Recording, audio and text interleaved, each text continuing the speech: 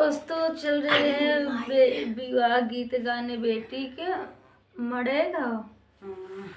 आप लोग कैसा लगे कमेंट बॉक्स में जरूर बताइए दोस्तों। आप लोग को अच्छा लगे तो कमेंट बॉक्स में जरूर बताइए। राधे राधे।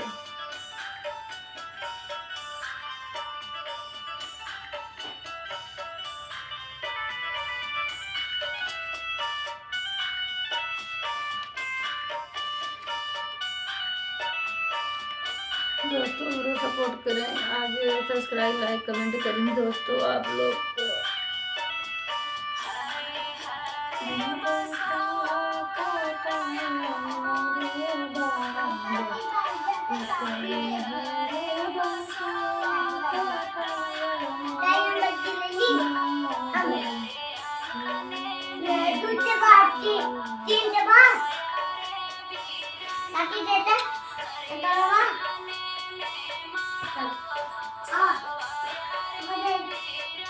चलो चलो चालू बा। अब निकाल के अब जा ले लिए, सब्जी ले लिए, पूरी ले लिए, चावल ले लिए। नीचे बंद कर अब अंदर ना करो, ये रहे चल सब्जी पूरी रहे। सब सब्जी पूरी खाता, सब्जी पूरी रहे।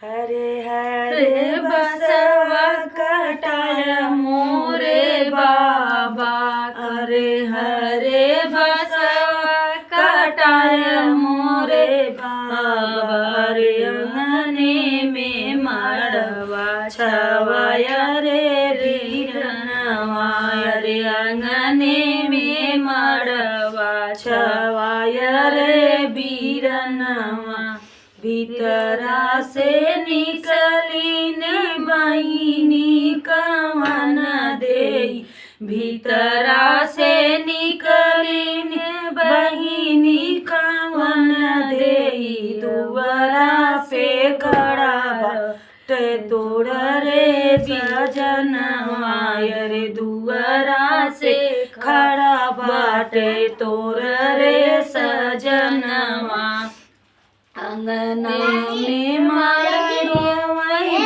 बेटी दुलारी करी, बेटी दुलारी करी, कैसे छोड़ी बाबा के कलाई रे बीरनवा, अरे कैसे छोड़ी बाबा के कलाई रे बीरनवा, निकल चला बहिनी कावन देई, निकल चला बहिनी कावन देई, दुआरा पे खड़ा बाटे तोरा रे सजनवा, अरे दुआरा पे खड़ा बाटे तोरा रे सजनवा, दुआरे पे चाची रोई बेटी दुलारी कई, दुआरे पे चाची रोई बेटी दुलारी कई, कैसे छोड़ी चाचा के कलाई रे बीरनवा,